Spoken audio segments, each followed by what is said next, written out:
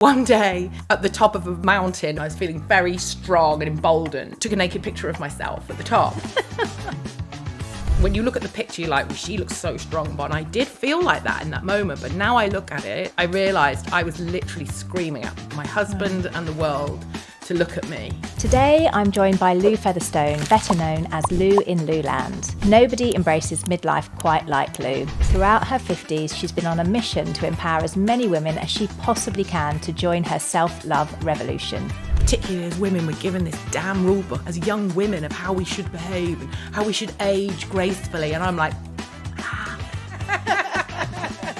How did you feel about menopause as a concept? I can't believe this is making me cry so much. Sorry, no.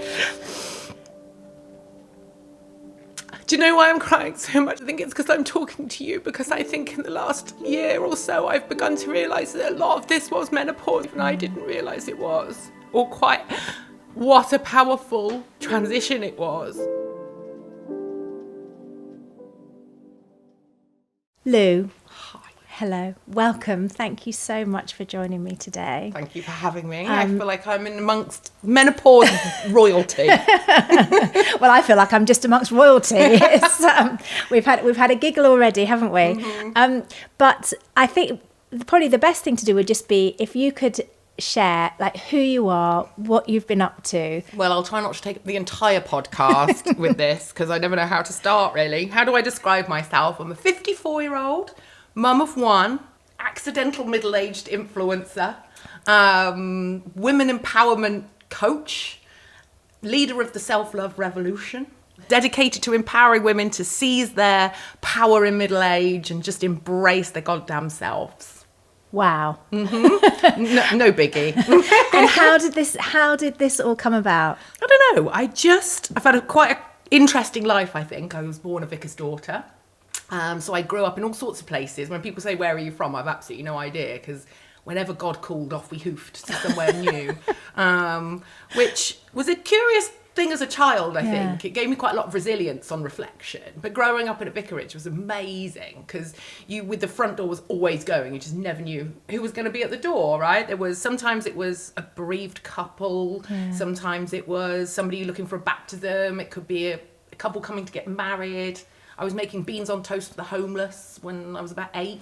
So yeah, I became quite nimble, I think, at sort of opening the front door and being able to talk to just about anybody. And so it was an amazing training ground for life. Yeah. But I loved it. I loved the power of community, and I loved that sort of feeling of being in a huge family of the church kind of thing.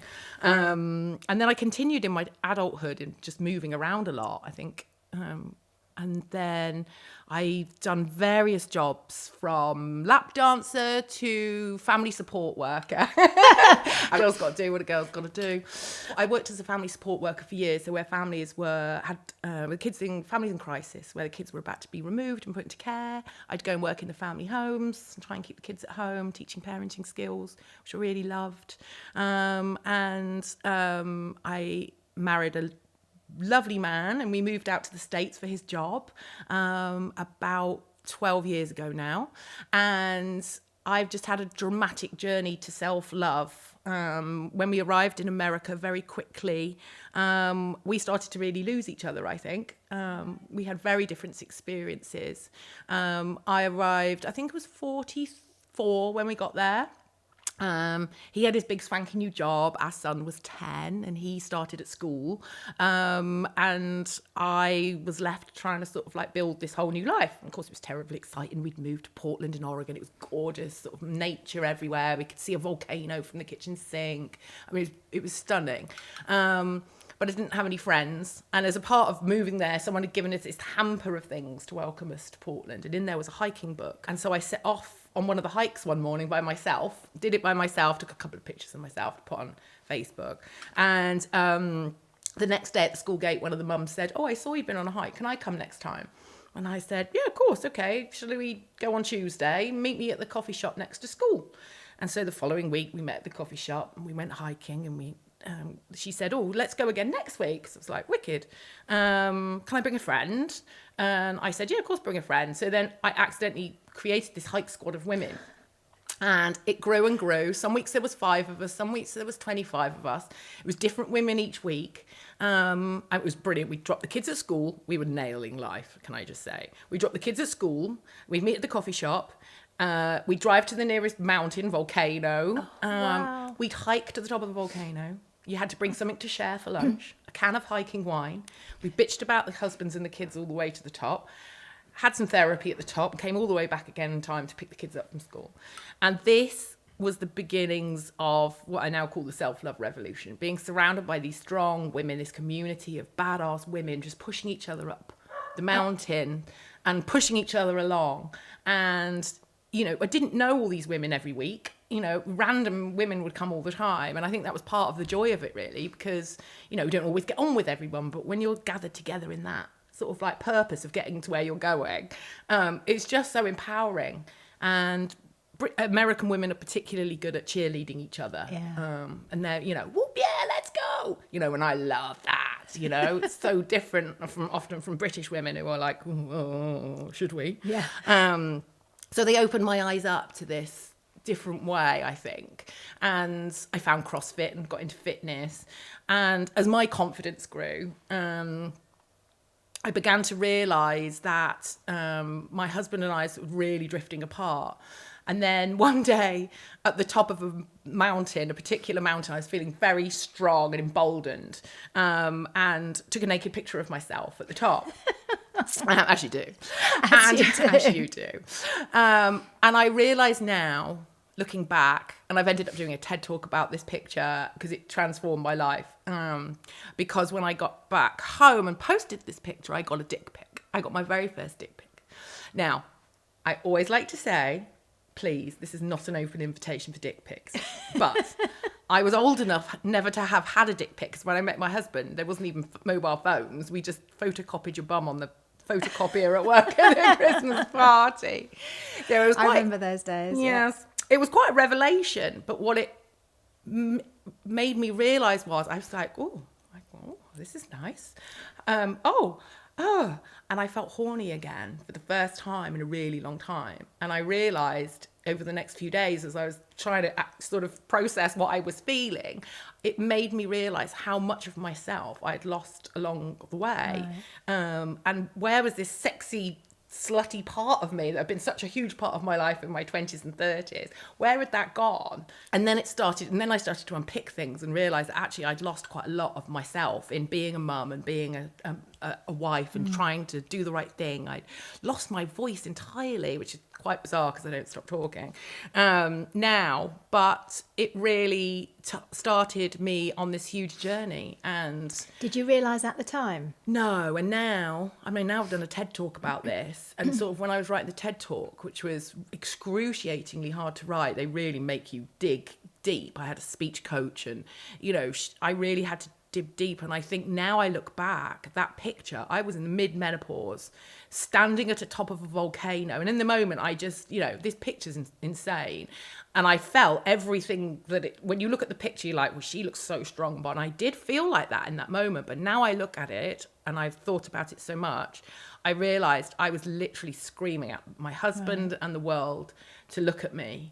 You know, and people, oh, you attention seeker. Yeah, actually, I think I was completely that. And I needed to be seen. And I refused to go into middle age and menopause and just fade away. And I was going to make the whole damn world see it one way or the other.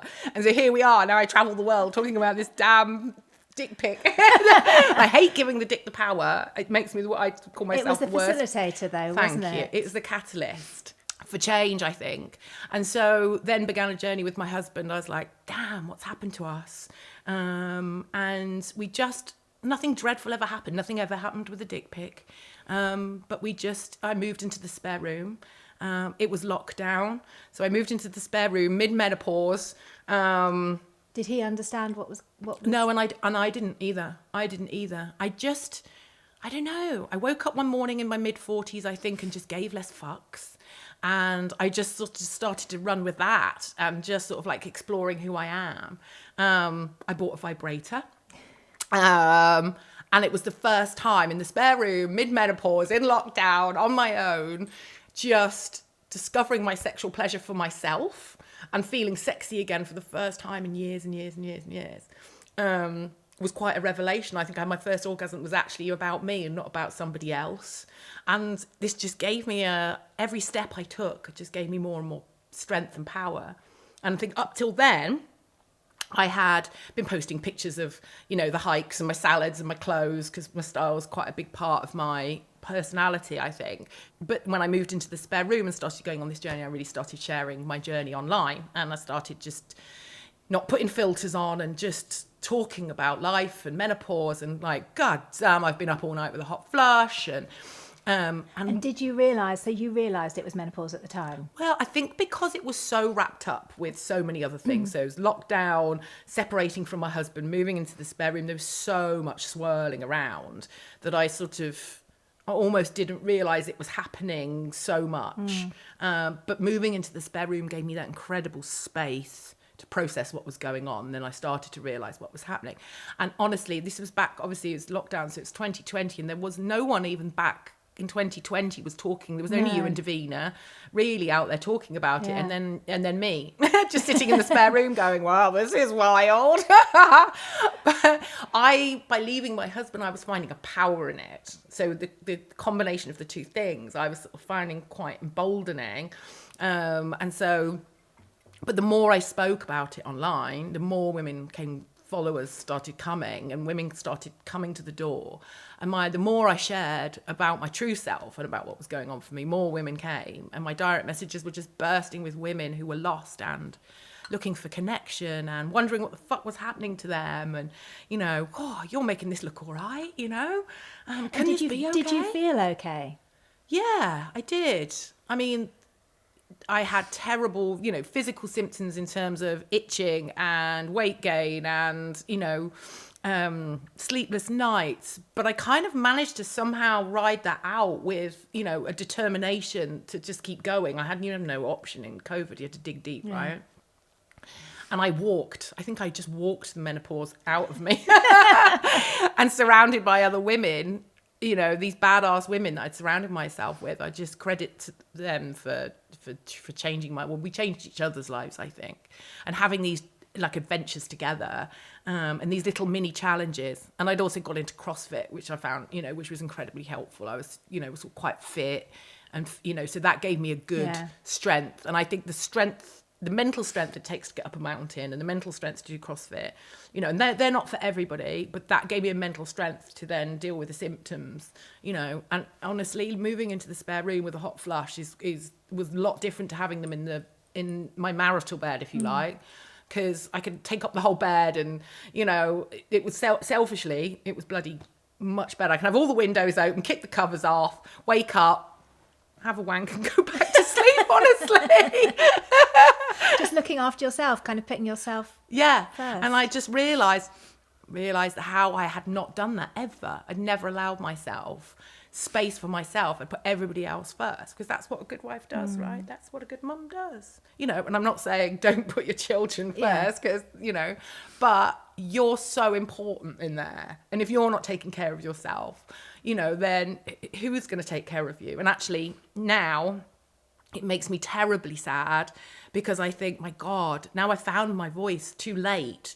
Because by this time, my husband and I we went to therapy, but we drifted so far apart, we just couldn't find our way back to each other. And my newfound confidence was quite honestly terrifying to him. So were you very radically different as a person? Do you feel like would other people noticed, and you were kind of? I think so. Yeah, I think so. Bigger, better, louder, or completely different? I think I've always been quite loud, but I think I found my voice on the internet rather than in my home somehow.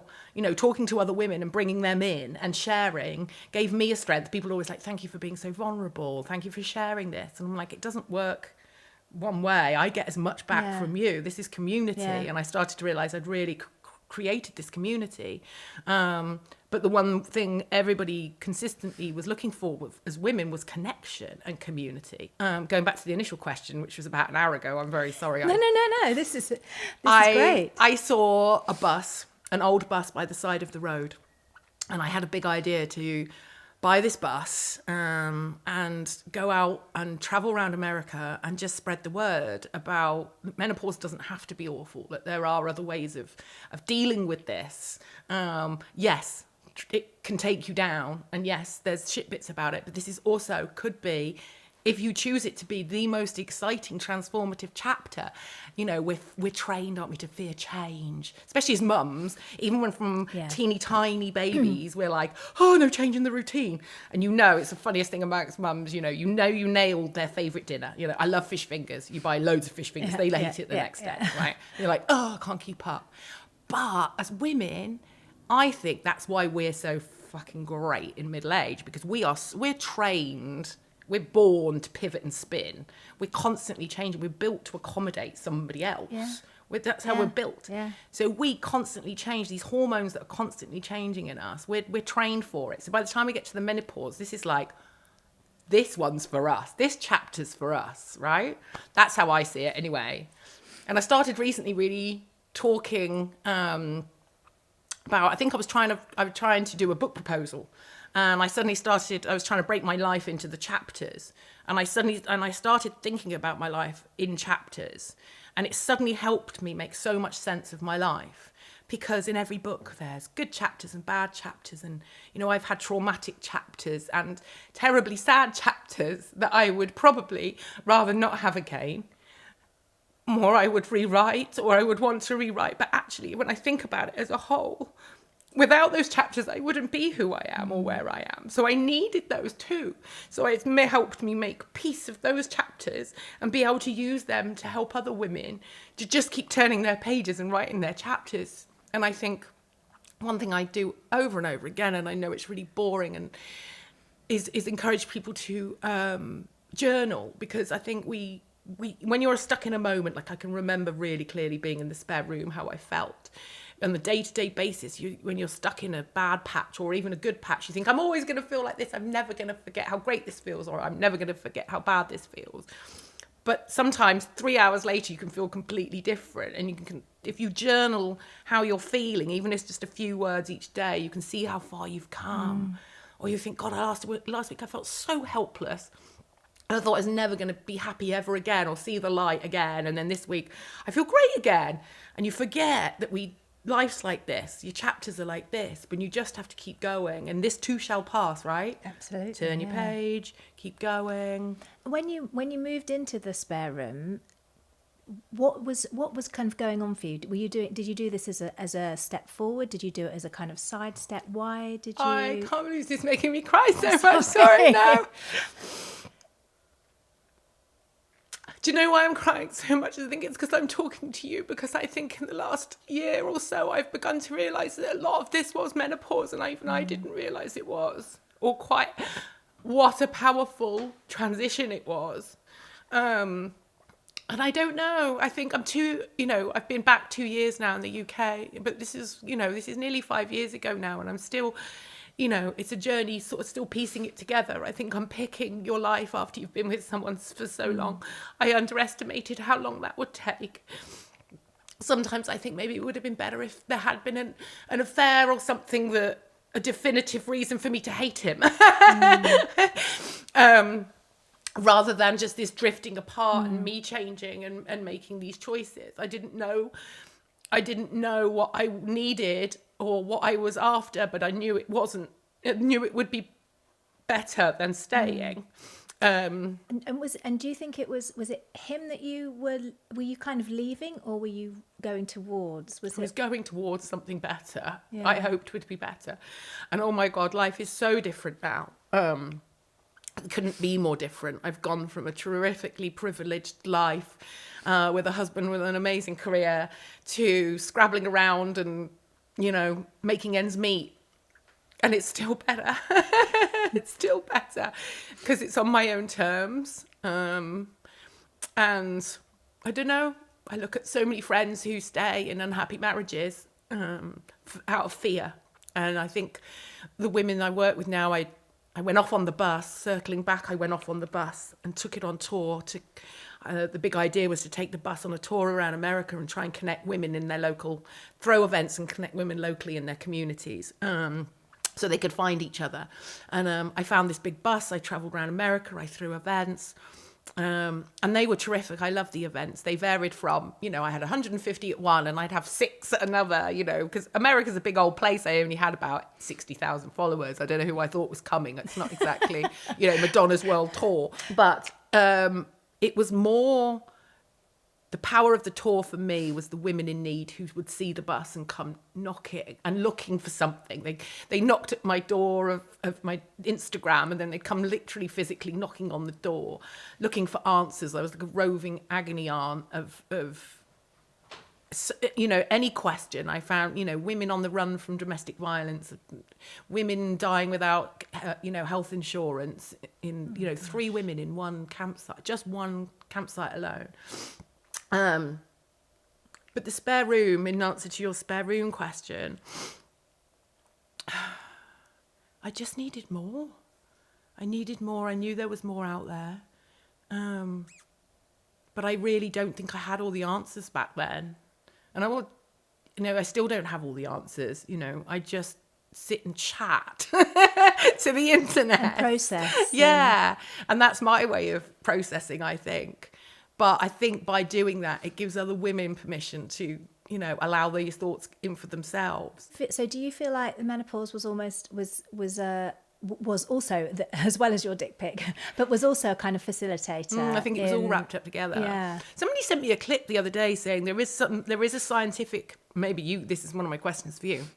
There's a scientific change in you where there's a drop in some hormone that stops you being, less angry, although I don't know if I did that. The rages was something else. I just thought that was my bad temper. I didn't realise my rages were probably part of the menopause now. Yeah. And it was hard to tell in lockdown whether my intolerance was just the fact that my husband was at home or whether there was a fury, right?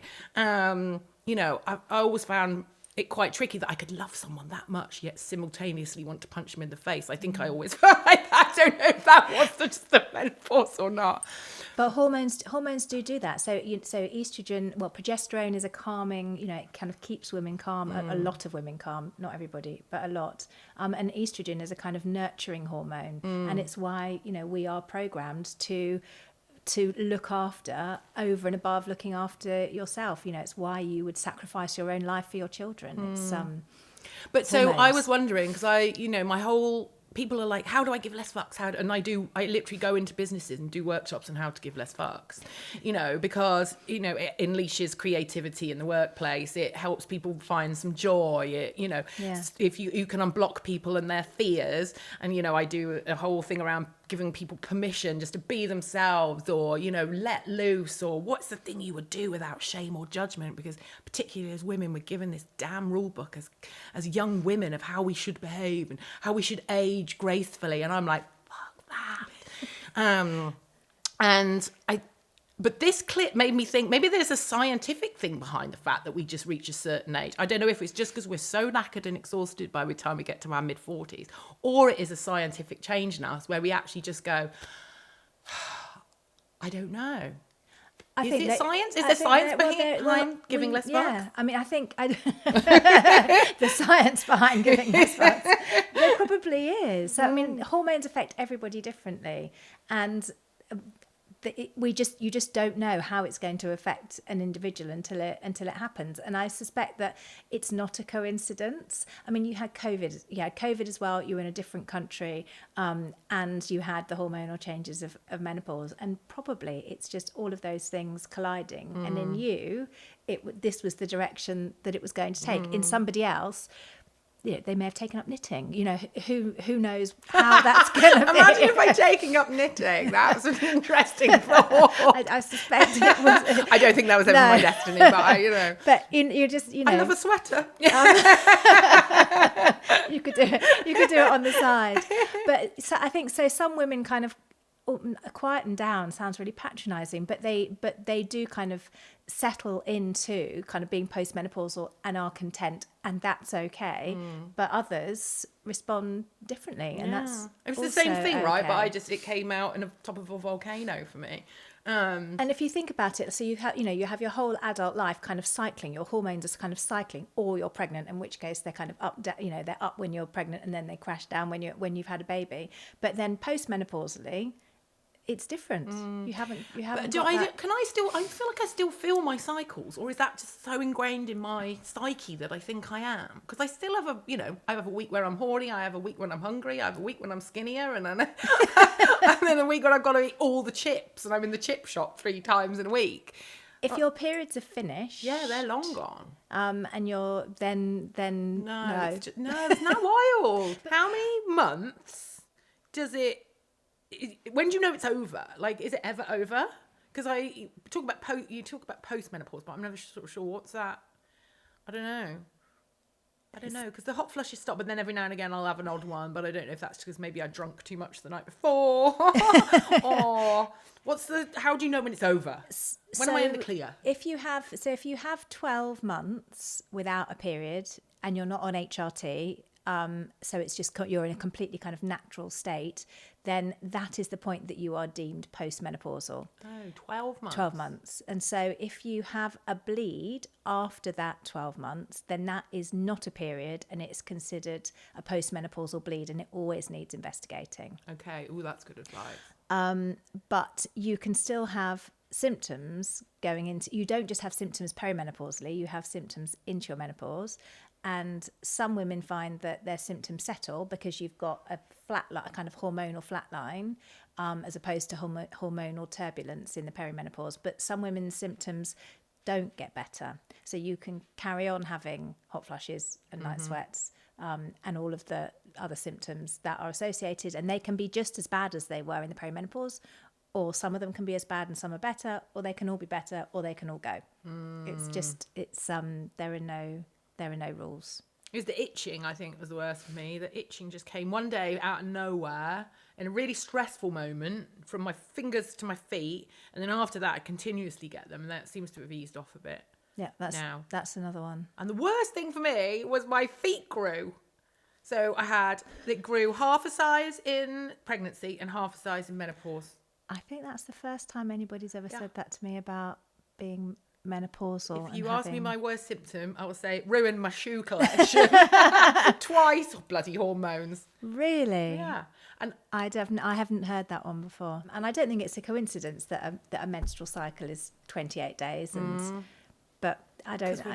I am not an expert on how much the. But Mother the moon Nature's just influences. preparing us for this chapter, right? So when I'm speaking so generally, obviously, because there's non-binary folk and there's, so many people going through things at different times. But for me, it coincides with the time when my son's, reaching, he's off to start his own journey in life, and looking at him and realizing I actually did a good job and never gave myself any credit for being a damn good mum. And I'm a really good mum. I've been a really good mum. And seeing him, and I've raised this little human I'm so proud of, that gave me a confidence also, but we're prepared for this. I think we pivot and spin as women. That's our superpower.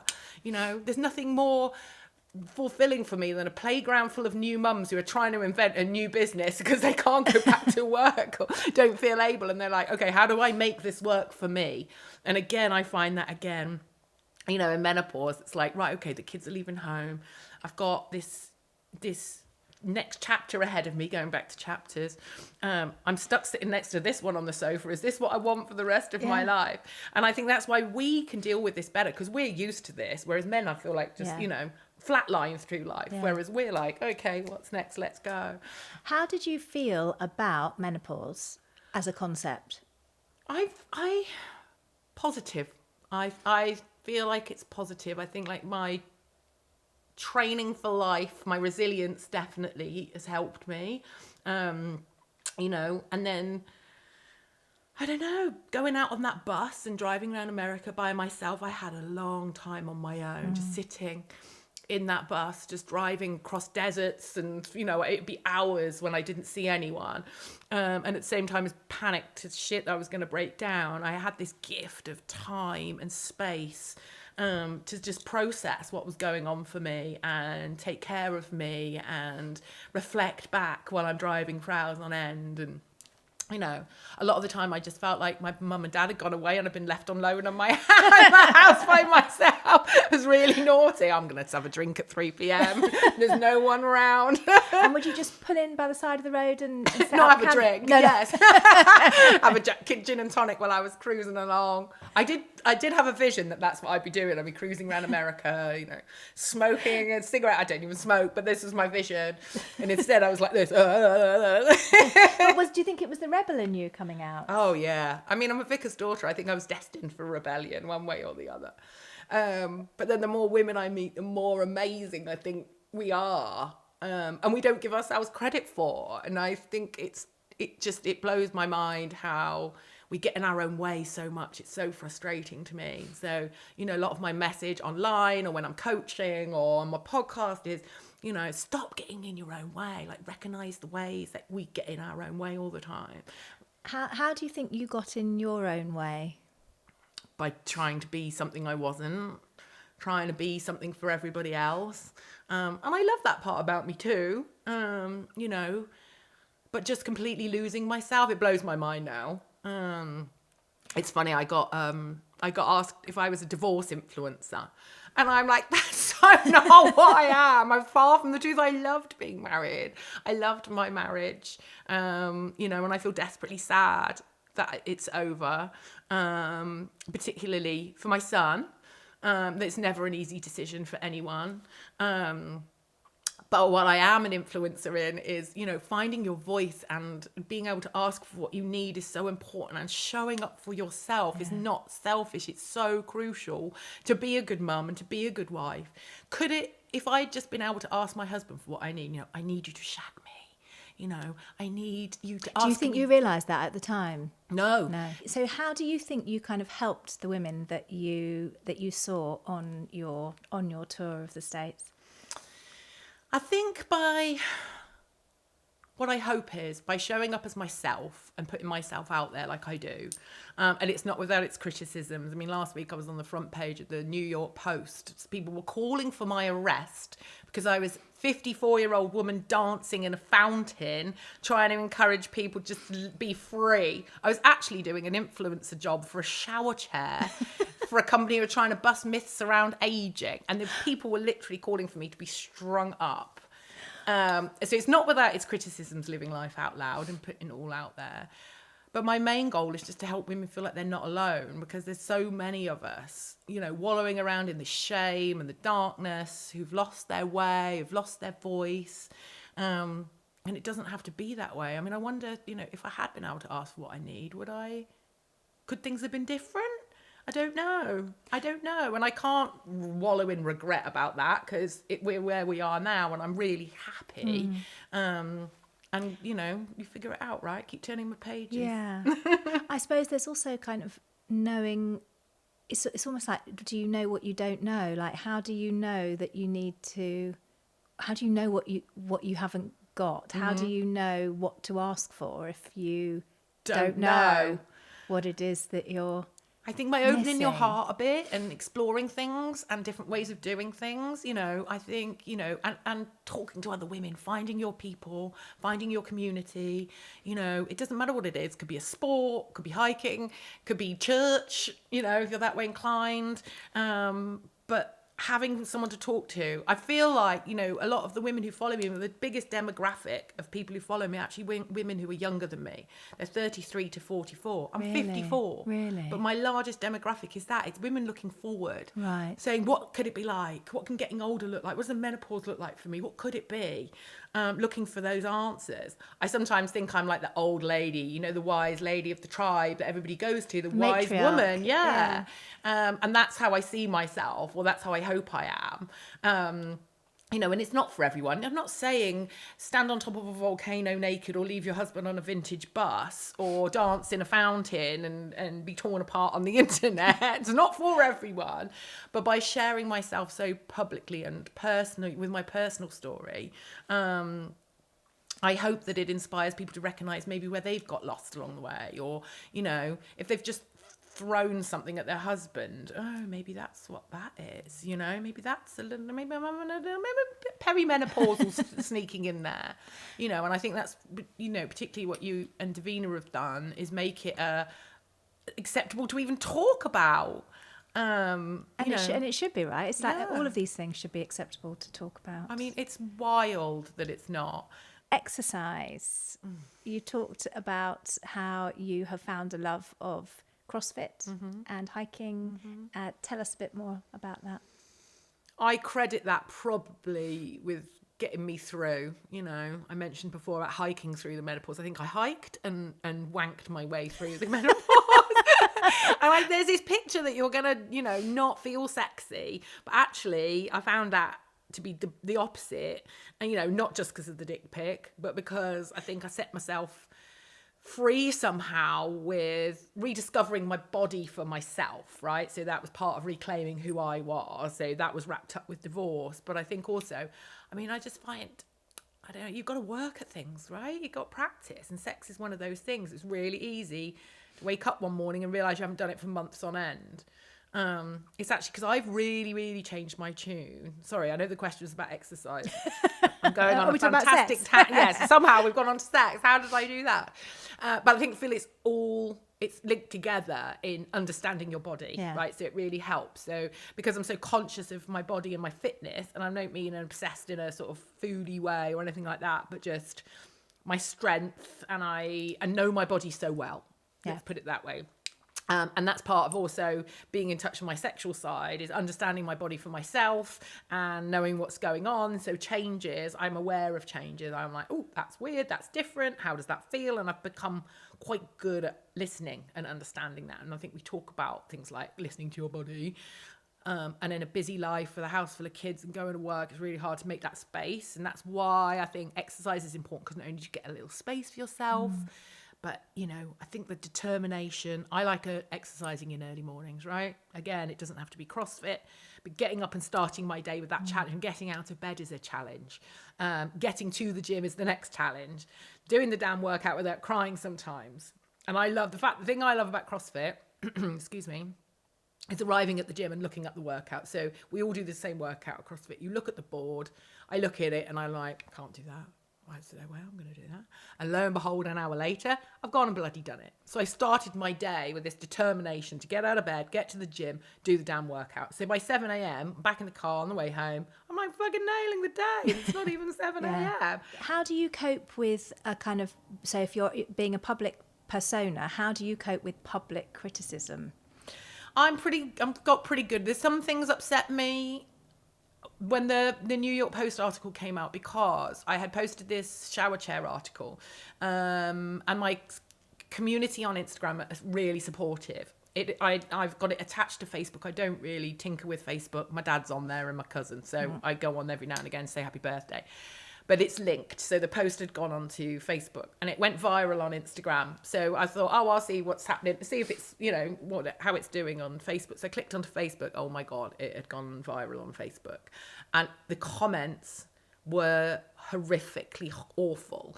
Oh, what in the tenor lady escaped from a residential care unit is this?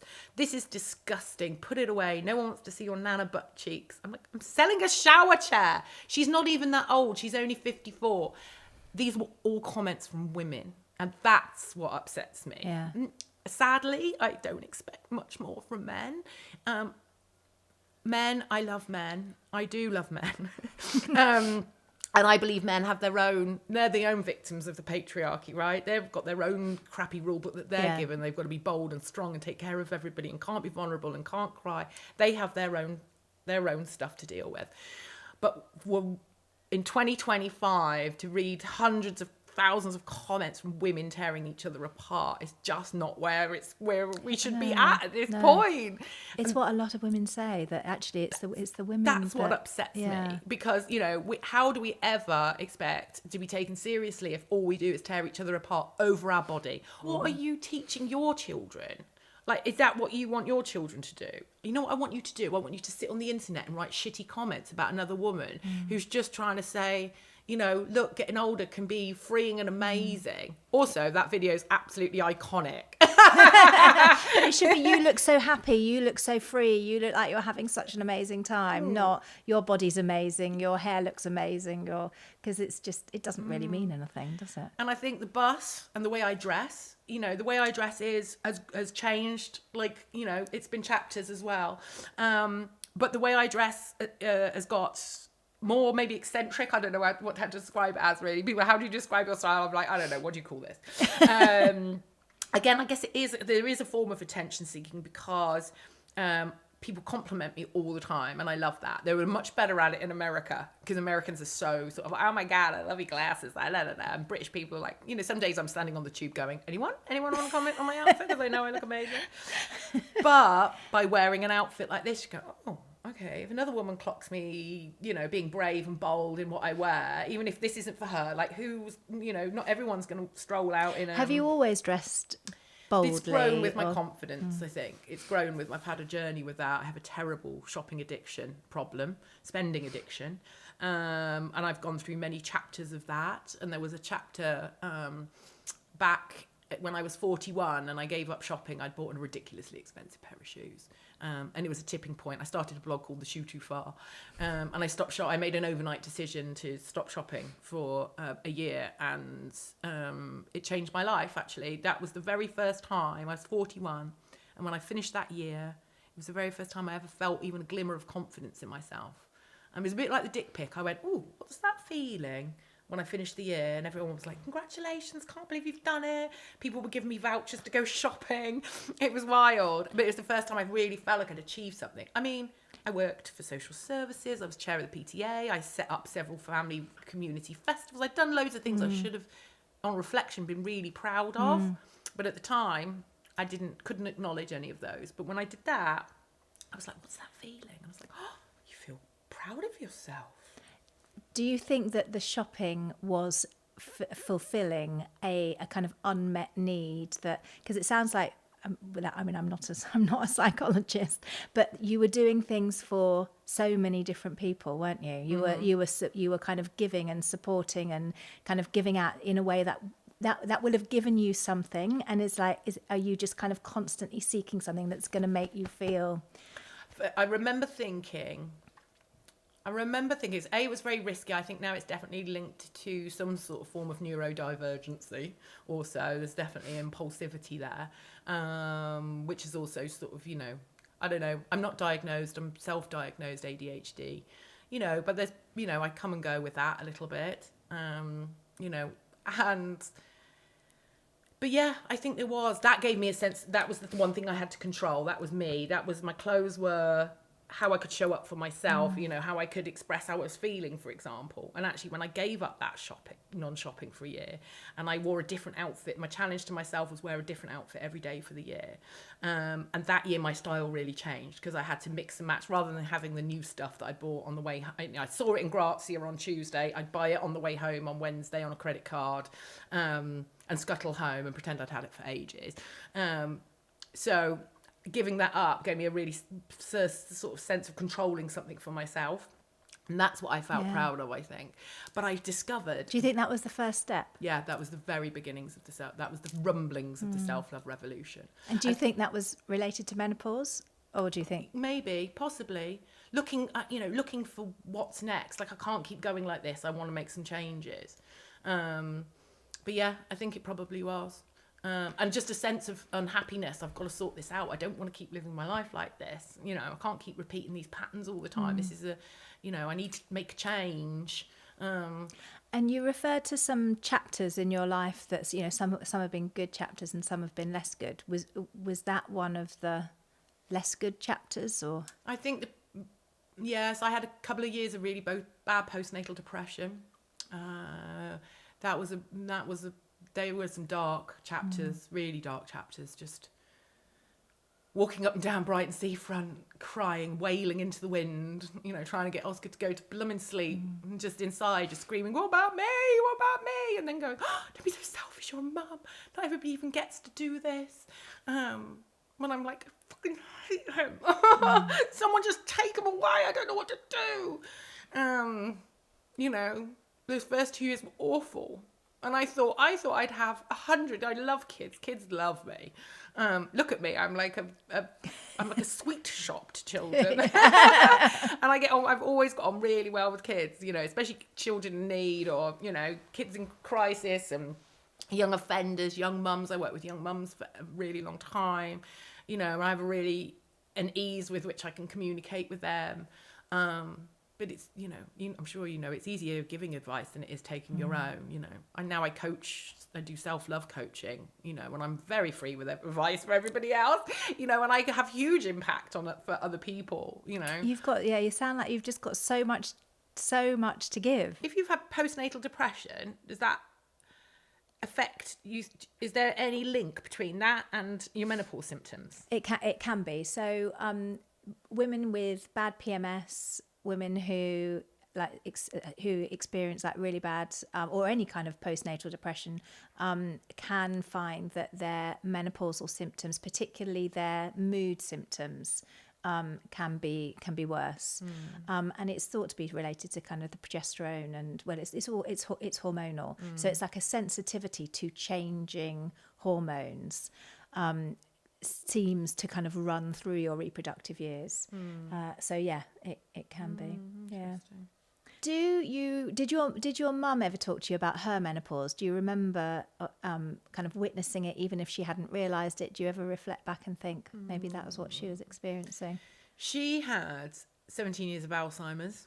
So yeah, which was a painful journey, but really frustrating because I don't get to ask her. And of course, do you think my dad remembers? I remember talk of HRT in the house, and I remember I was much younger though. She was probably only in her 30s, but she retrained to be a social worker, well, probation officer. And my dad talks about that chapter really interestingly, because I think she found her people at college and became, you know, she's a very strong feminist. And my dad found that period really difficult and challenging. But I don't think that was linked to the menopause. But I remember talk of HRT in the house. I know she was on HRT, but Dad can't remember how old she was. Right. And me and my sister were like, who do we ask? Like, you know, is it linked? Because it's linked sometimes with mum, isn't it? The age. It can be, yeah, age and experience. It's like with any kind of health issue, things can run in families. So you know you're more likely to have, you know, the same gynecological experiences as your mum or sisters or daughters, but not always. I mean, she was shut up and put up generation, right? And it was just, shameful. One of my best mates, she said she remembers her mum throwing a jar of jam at the wall. Really? Yeah. And it just, out of nowhere, she just threw the jar of jam at the wall, and then they all just sat there at the dining table watching this jam sort of slide slowly down the wall, and everyone going, what the fuck's going on here? And it's so funny because it's only now on reflection that I think that this generation are associating what they witnessed of their mothers when they were teenagers as being menopause, because nobody realised at the time. They just thought, oh, mum's having a bad day or bad week. Or I think as we go through our journey, you look back more days, like when you have kids, you go, God, Mum, sorry, I had no idea what this was like. What's your next chapter? So my next chapter, I shipped the bus back to the UK, and it's taken 2 years to be ready, but now we're almost ready. I mean, she's not up and running. She's still in a shed in Frome.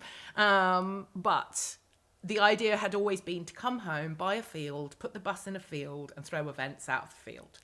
But because she was so powerful on the road, I've decided she does need one last hurrah. So we're going on tour around the country this year. Amazing. I'm appearing at other people's festivals, doing talks. I take people on my journey in the hopes to inspire their liberation from the rule book, as I call it. And I'm intertwining appearing at other people's events with throwing my own events. So much like America, I roll into town like a travelling circus. I do the talk or my show, and then on the Friday night, and then on the Saturday night, I do a clothes swap, which is a sustainable fashion event. Get everybody to bring the clothes they don't wear or they don't want anymore, and we just have a big party and swap them. And the magic in the clothes swap is so powerful. It's basically a room full of women just telling each other they look fucking brilliant. It's like a giant changing room, and it's so exciting because it makes women feel really brave. Because say there's something in the clothes swap that maybe they wouldn't be able to afford or they wouldn't dare try on, but with a bunch of women going, you can do it, you can do it, everybody leaves with a whole new wardrobe and a whole new attitude and new friends, and it's the simplest, most fun, powerful thing. Yeah. And then on the Sunday morning, then I'll do a hike squad and just invite people to come hiking together. Oh, can I come? Yes. And then my big vision is, so that's this year. So I've got tour from, I start down in Totnes in Devon. I'm going up to the Edinburgh Festival. I'm coming down. I'm finishing in Birmingham in November. So from April to November, I've got my own self-love camp in the middle of the year, which I did last year, which was incredibly transformative. I will warn you, someone did leave their husband after they left the camp, but they also left, women left jobs that didn't serve them any longer. It was some magical shit in a field. And so if you could sum up kind of what self-love means, because that's what you're all about, isn't it? What does self-love kind of mean to you? It's just showing up for yourself. Finding your voice, asking for what you need. And communicating, what you need, particularly in middle age and in life. If you shut up and put up, now's the time to make this your chapter. This is now your time to really shake shit up. I think men invented the term midlife crisis because I think we find our power in middle age, and men are like, what is happening right now? but midlife women deserve to be happy, don't they? They've spent a lot of their adulthood looking after everybody else. And now it's yours to ride. Climb a mountain, do something different, shake shit up. And by doing that, you're showing up for everyone around you, right? If a woman sees you dress well, be brave, leave your husband, walk your true path, be honest, then it encourages them too. So don't tear each other apart on the internet. Yeah, that's a very good take-home message, isn't it? Yeah. And when one of us sets ourselves free, then it spreads the message that we can all be free. So that's one of the reasons that I wanted to make a podcast was to kind of connect and form another community. And so we have some listener questions. Are you happy to help me? Of course, because I'm so wise. I think you are. So Natalie says, since I've been in menopause, my sex life has shriveled up big time. I just can't be bothered with it anymore. I believe that's normal, but correct me if I'm wrong. Part of me thinks that once I'm out of menopause, my hormones will settle down and I'll be able to get back on the horse. Is this true? Is this true, or is my sex life done and dusted? No, now? It's not. And actually, I was part of a survey with a vibrator company back when I was on tour, and 74% of women actually found they felt sexier.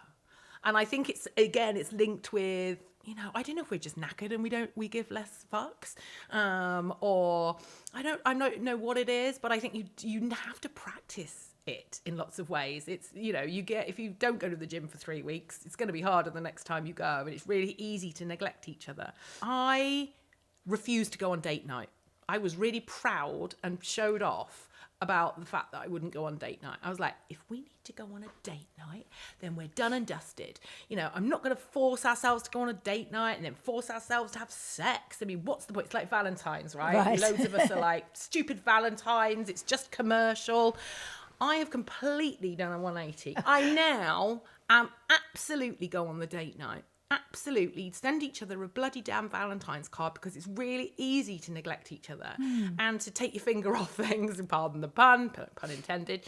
It's really easy to let these things slip and neglect each other in busy life, busy kids, don't feel like it, like feel dry and unsexy, and but if you take that time, like if we'd gone out on date night, my husband and I, would that have given us space to go, you haven't shagged me for 6 months, we should make more effort. And when you have sex and you haven't done it for ages, you're like, we're really good at this, we should do it more. You have to kind of keep that up. And again, we're back to connection. Yeah. That connection and that moment together is really powerful on loads of levels. It's ace to get laid. I mean, if you're good at it.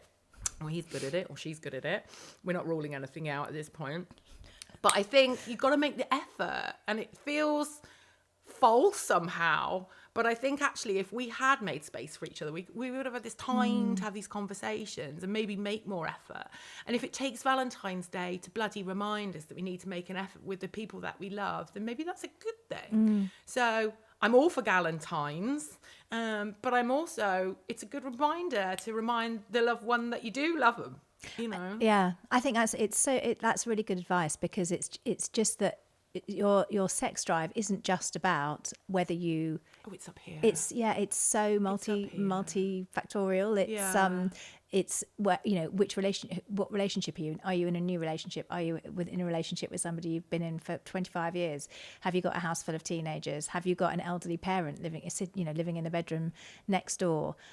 So hormones play a part. And I think masturbating makes you feel sexy. Like, it made me feel sexy again, and that wasn't linked to being made to feel sexy by somebody else. It was making myself feel sexy, and then in turn that makes me want to have sex with other people because I feel sexy.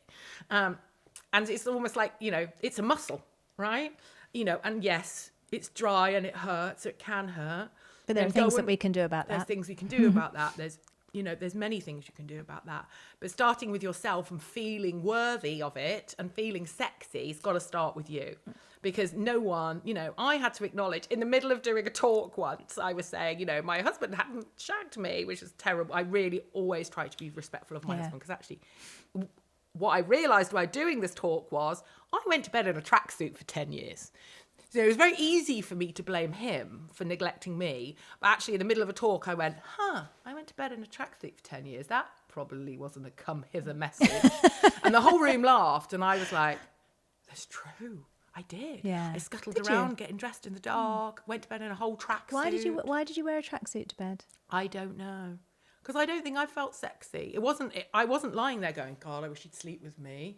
I was fine. We just literally neglected it, and I just thought, oh well, you know, maybe I've had enough sex before I married him that it's gonna be average out till I die.